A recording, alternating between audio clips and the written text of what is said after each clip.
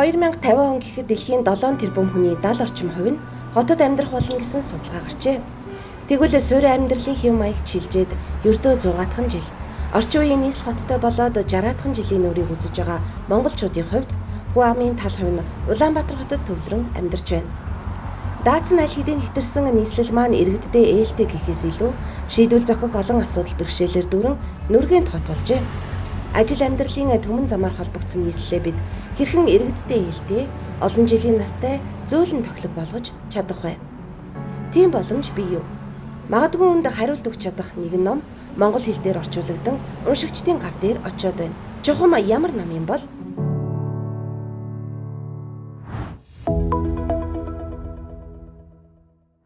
Зөөлөн хот нэртэй энэхүү номыг үзэгч та бүхэн гайхаж байж магад.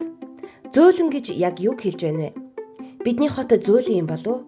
Эсвэл эсэргээрээ бүр хатуу байж ч мэдхээр. Тэгвэл номын талаарх эхний мэдээллийг уг номын төслийн ахлагч хүргэж байна.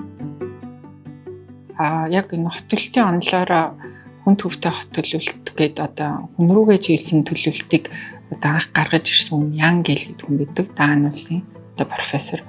Тэгээд тэр хүний одоо байгуулсан Gale Architects гэдэг одоо компани ер нь бол одоо энэ чиглэлээр үйл ажиллагаа явуулаад одоо дэлхий дээр бол нэлийн одоо нэр хүндтэй одоо ийм компани нэг болсон байна. Тэгээд тэр компани одоо удирдах байгаа хүмүүс нь тодорхой хэмжээгээр ямар нэгэн бүтээл гаргадаг одоо ийм уламжлалтай юм билээ. Тэгэнгүүт яг тэр хүн рүүгээ чиглэсэн хот төлөвлөлтийг одоо бий болгох одоо ийм зарчмуудыг одоо шинээр ингэж гаргаж ирсэн номыг одоо 2019 онд тухайн үед одоо компаниг удирдахжсэн Дэвид Сим гэдэг хүн бүтээлээ гаргасан байгаа. Тэгээ яг энэ ном дээр бол одоо дэлхийд дахинд одоо авч хэрэгжүүлж болох одоо жишээнүүдийг нэг дор ингээ батсан гарын амтлаг гэж одоо ойлгож байна. Маш ойлгомжтойгоор одоо бичсэн зураглал сайтай юм ном байдаг. Тэгээд тийм ч учраас одоо 20 гаруй хэл дээр ингэж хэвлэгдэж дэлхийн олон орнууд одоо эндээс ингэж үлгэр жишээ авч одоо төсөл хөтөлбөрийг хэрэгжүүлдэг байгаа. Тэгээд ийм одоо үндслээр ер нь бол энэ ном бол маш хэрэгтэй ном. Хот төлөлтийн онолын хувьд ч гэсэн зайшгүй байх одоо монгол хэл дээр орчуулагч шаардлагатай ном гэж үзэж одоо орчуулсан. Зөөлөн хот гэдэг бид нар ер нь бол шууд махчлаад орчуулсан ба. Яагаад тэгсэн бэ гэхээр одоо өөр утга агуулгыг ч юм уу монгол дээр арай монгол хүн сонсголонтойгоор уулгалъя гэх юм бол бас нөгөө концепц нь алдагдах гээд байсан. Зөөлөн гэдэг үгийг бол бараг ингээд бүлэг болгондоо тухайн агуулга болгондоо нэгсэндээ тайлбарлаж байгаа. Ерөнхийдөө зөөлөн гэдэг нь одоо эдийн засгийн хувьд, дэд бүтцийн хувьд, бүтээмжийн хувьд, хотын дизайны хувьд одоо ингэж альва нэг юм те зөөлөн аргачлалаар буюу алгуурхнаар, аажмаар тэгээд баг одоо төсөв хөрөнгөөр шийдэж болох одоо ямар загварчлал байна, зураглал байна, дизайн байна гэдгийг одоо илүү төлхөө үзүүлсэн байна. За Монголын нөхцөлд одоо яагаад бас энэ буух хэрэгтэй байсан бэ? Яагаад бас хэрэгтэй байсан бэ гэдэг ингээд явахад бол нэг одоо дэлхийн чиг хандлага бид нар яг манай хот төлөлтийн мөн байгуулалтын салбарт ийм төрлийн ном бол байхгүй. Одоо хамгийн сүүлийн үеийн дэлхийн чиг хандлагын нэг дор ингэж батсан энэ ном байхгүй.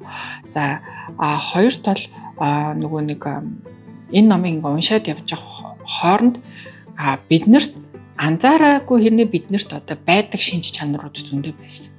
Жишээ нь одоо зөөлөн хот гэж ямар хотыг хэлэх вэ гэхээр хот нь яг хотын төвдөө ингээ хотын орчинд амьдарч байгаа хэрнээ одоо нийтийн тээврээр зурчиж очоод цанаар гулгахыг одоо бас юм зөөлөн хотын шинж чанар хэлнэ. Ингээ хүн нөгөө маш богинохон хугацаанд нийтийн тээврээр зурчоод агаар салхинд гарахыг одоо хэлнэ гэж байна. Жишээ нь энэ бол манай одоо Улаанбаатарын нөхцөлд бол одоо соёл нь бас байгаад байгаа байхгүй. Тэгэхээр бид нар нөгөө энэ зөөлөн гэж тэр тодорхойлоод зан чанарууд нь биднэрт бол угаасаа бас тодорхой хэмжээгээр агуулгадж байгаа бид нар энийг нөгөө нэг төлөвлөлттэйг уяад явах боломжтой. Бид нар ч нөгөө айгу сүүлд хотчоод гэх юм уу яг юм хотчлтын асуудлуудтай одоо л бид нүр тулж эхэлж байгаа байхгүй юу.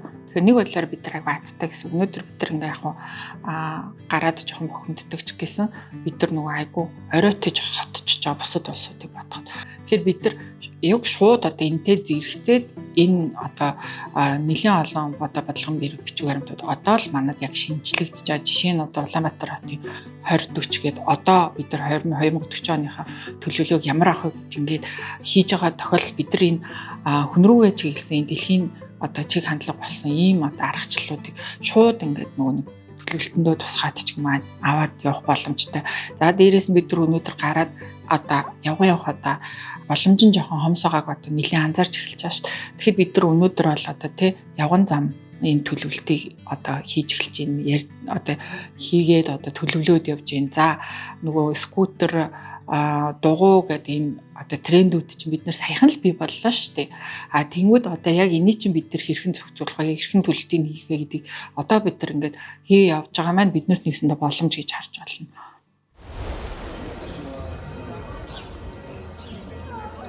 Hello, my name is David Sim. I'm an architect, urbanist, and I'm an author of a book called Soft City. And right now, I'm in Como in Italy, which is an Italian version of the Soft City, a place where it has a human scale. You can hear church bells ringing. Maybe the loudest thing you hear is other people talking. There's no pollution, there's no noise from cars. This is what it's like when people come together and create a really great place. Soft City is a book about trying to create those human scale places. I'm very excited because now after 20 translations, we're going to make a Mongolian version of this book. And this is so important right now in history where Mongolia is urbanizing with half of the country's population in Ulaanbaatar.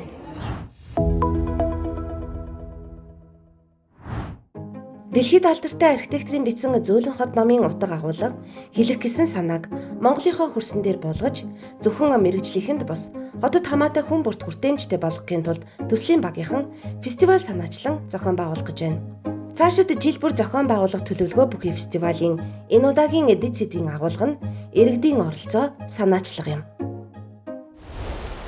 Soft City номын төслийн багийнхан бол номоо дөнгөж орчуулж байхдаа за монгол хэл дээр хэвлүүлэхээр бэлтэж явах хугацаанд бол бид энэ номыг өөрсдөө бас ингээд уншаад энэ үед бол энэ үнэхээр хот гэдэг чинь юм бидний боддгоос их өөр ойлголт байд юм байна. Бид нар маш олон зүйлийг мэддэггүй юм байна. За тэгээ зарим тохиолдолд айгүйх сэтгэлээр унжсэн. Юу гэхээр бид нар ер нь ямар стандарттай хаана амьдраад байгаа юм бэ гэж ингээд заримдаа хүртэл ингээд жоохон сэтгэлээр унах зүйл гарч ирсэн. Тэгээ яг энэ номоо бид гар дээр одоо монгол хэл дээрх хөвлөлээ хүмүүст хүргээд ингэж хэлж явахтаа болохоор хүмүүс энэ зөөлөн хот гэхээр яг яадаг ном юуны тухай гартай эсвэл уран зохиолын ном юм уу ч гэдэг асуултууд аягүй ирж ирсэн. Тэгээд ер нь энэ номон дотор багтсан энэ маш үн цэнтэй мэдээлэл ойлголтыг бид нар олон нийтэд түгээх нь маш чухал үүрэг юм байна. Тэгэхээр ерөөсөө энэ бүгдийг нийлүүлээд бид нар нэг юм арга хэмжээ байх хэрэгтэй юм байна. Хүмүүсийг цуглуулад нэг дор бид нар мэдлэг ойлголтыг өгөх хэрэгтэй юм байна. Энд зөвхөн одоо хот төлөвлөлт архитектор болон энэ одоо хотын төлөвлөлт зохион байгуулалттай холбоотой мэрэгжлийн хүмүүс гэлтэхгүй олон нийт бас маш их оролцох хэрэгтэй байна гэдэг үүднээс энэ нэг арга хэмжээ хийя гэд бид нар ямар арга хэмжээ байж болох вэ гэд хайж хэлсэн. Тэгээ энэ үедээ бол бид нар за ерөөсө хавар болгон хийдэг жил болгон хийдэг нэг арга хэмжээ бай.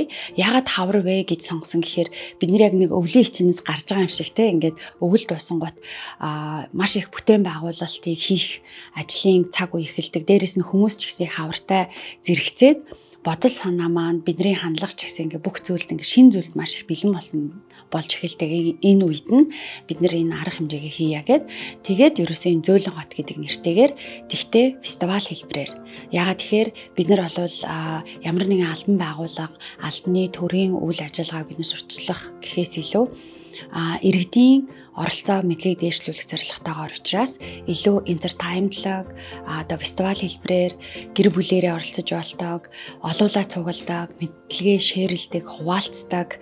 За тэгээд ирснээрээ тэр хүмүүс маш их шинэ мэдлэг мэдээллүүдийг олж авдаг, танилын хүрээгээ нэмэгдүүлдэг, эерэг зүйлээр ингээд сэтэлждэг тийм арга хэмжээ байгаасаа гэж хүсээд бид нэр Зөөлөн хот фестивал гэж нэрлсэн байгаа.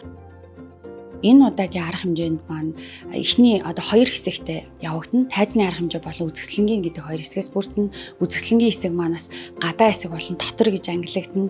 За тайзны арга хэмжээ маань бас илтгэлийн хэсгүүд болон мастер класс гэсэн хоёр хэсэгтэй явагдахаар байгаа. Илтгэлийн хэсгүүд дээр болохоор бид нар маш богино хугацаанд нийтдээ 15 илтгэлийг 15 өөр сэдвээр хүмүүс маань хотыг өөр өнцгөөс гарах боломжийг гарч ирнэ. Хот гэдэг ойлголтыг мөн үүнээс гадна хотод хийгдэж байгаа Улаанбаатар хотын маш өнгөлөг бөгөөд тэр сайн талуудыг бид нэр хуваалцах шигтгэ сонирхолтой видеонуудыг бид нар бас бэлтжиж байгаа. Энийг арга хэмжээний эхний хэсэг дээр бол хүлээн авна гэсэн. Харин хоёрдугаар хэсэг дээр болохоор мастер классын 2 хичээлийг бид нар бэлтгэсэн байгаа. За тэгээд энэ жилийн фестивалийн маань үн цэнтэй бөгөөд маш онцлог гэж хэлж болох нэг зүйл маань одоо Зөөлөн хот буюу Soft City номын зохиогч Дэвид Сим дэлхийн одоо алдартай хот төлөвлөгч архитектор хүн маань анх удаа Монголд бидний урилгаар хүрэлцэн ирэх ирсэн байгаа.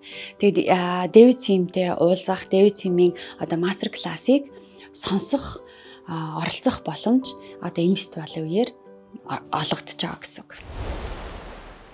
За Зөөлөн хот гэдэг нь өөрөө илүү тийм хүн дээлтэй, хүн амьдрахад, алхахад, хүн нийгэм амьдралд оролцоход тийм илүү тийм таатай нөхцөлийг бүрдүүлсэн ийм хотыг ойлгодог. За тэгээ ер нь Зөөлөн хот гэдэг нь өөрөө төрийн байгууллагуудын нэг хувь хүний асуудал өөрөө биш. Энэ хотод амьдарч байгаа иргэн болгоны, энэ хотоор дамжин өнгөрч байгаа зорчигч болгоны асуудал. Хэрвээ хот нь өөрөө иргэн дээлтэй, илүү тийм таатай хот байх юм бол энд илүү хүний тийм нийгэм амьдралд оролцоход хүн өөрөө тийм стрессгүй, уур бухимдалгүй, ямар нэгэн тийм төвөггүй байх ийм нөхцөлийг бүрдүүлчихсэн хот байх болов. Тийм болохоор бид өөрсдөө манай иргэд өөрсдөө энэ хотыг бүрдүүлэхийн төлөө энэ хотод ийм таатай сайхан хот болгохын төлөө эхлээд иргэд маань өөрсдөө ингэ зөв ойлголттой ийм байхаас эхлэх тул энэ фестивалыг зохион байгуулах ийм л үүрэгтэй бид ингээд хамтран ажиллаж байна да.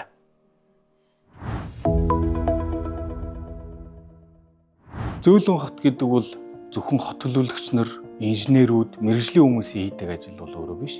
Энэ хүмүүс л ийм хот бий болгохын төлөө ингээд үндсэн концепцийг бүрдүүл чиглүүлдэг. Тэгээд энэ хотыг зөөлөн хүн дээлтэй болгоно гэдэг бол иргэн бүрийн үүрэг. Иргэн өөрөө өглөө гэрээсээ гарахдаа гудмандаа хог хийдгүү. Гудмандаа нус цэрээ хийдгүү ч юм уу те. Илүү тийм соёлтой оролцох нь л өөрөө хот бол зөөлөн болох хот сайхан болох үндэс л эндээс эхэлдэг. Энэ фестивал бол иргэн болгоныг ийм сэтгэл зүйтэй, ийм сэтгэхүйтэй, ийм зорилготойгоор нийгмийн амьдралд оролцуулах ийм нөхцөл суурийг бүрдүүлэх ийм зорилготой л фестивал.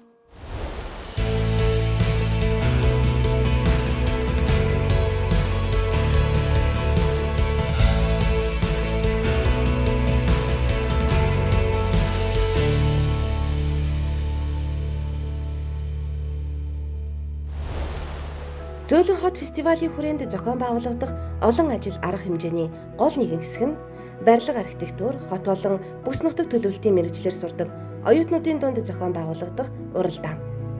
Энэхүү уралдаан нь нэг үе шаттайгаар явагдах бөгөөд номоо уншиж танилцсан 25 хүртэлх насны залуус оролцох боломжтой. Хот төлөвлөлтийн талын ном уншдаг хүн маань харьцангуй зөөхөн байдаг. Энэ салбар маань харьцангуй одоо цар хүрээ их багтаа байдаг учраас хот төлөвлөлтийн ном анхны гэж барыг хэлж болмоор энэ зөөлөн хот гэдэг номыг уншуулад аль болохоор оюутнуудыг мөн зөвхөн оюутнууд ч биш одоо мэргэжлийн энэ талын хот төлөвлөлт буюу хот байгуулалтын талаар сонирхолтой байдаг сонирхдаг улсууд маань уншаад сайн уншаад гэсэн үг л дээ. Тэгээд энэ нөгөө уншиж ойлгосон ойлголтоо гараараа цаасан дээр буулгаад одоо зурх уу, бичих үү, текст оруулах уу, яах уу гэдэг энэ бүхий талын аргаар бид нэр одоо хүмүүсээс оюун санааны боловсруулах уу, одоо оюун санааны тийм уралдааны зарлая гэж бодож байгаа. Энэ дээр бол оюутнууд идэвхтэй оролцсон гэж бодож байна. Бүгд сайхан энэ номыг уншаад эндээс ойлгосон зүйлээ ялангуяа манай Монголын хот байгуулалтад яаж бид нэр одоо хэрэглэж, ашиглаж ямар одоо ахиж дэвшил гаргах хэрэгтэй юм бэ гэдгийг санаа оноо гаргаж уралдаасаа гэж бодож байна. Оюутан залуус та бүхэн маань зөөлөн хот номоос сэдэлсэн шинэлэг санаа, зохиомж, концепц, дизайнаа боловсруулан уралдаанд идэвхтэй оролцоорой. Нэг үе шаттайгаар зохиогдох уралдааны бүтээл хүлээн авах хугацаа 2025 оны 4-р сарын 15-ны өдрийн 15 цаг хүртэл шүү. Тайлбар танилцуулга info@softcitymongolia.cg-ийн хаягаар илгээх боломжтой. Мөн асуух зүйл байвал 99-64 74 9926 тэгтэг 10 дугааруудад хандаарай.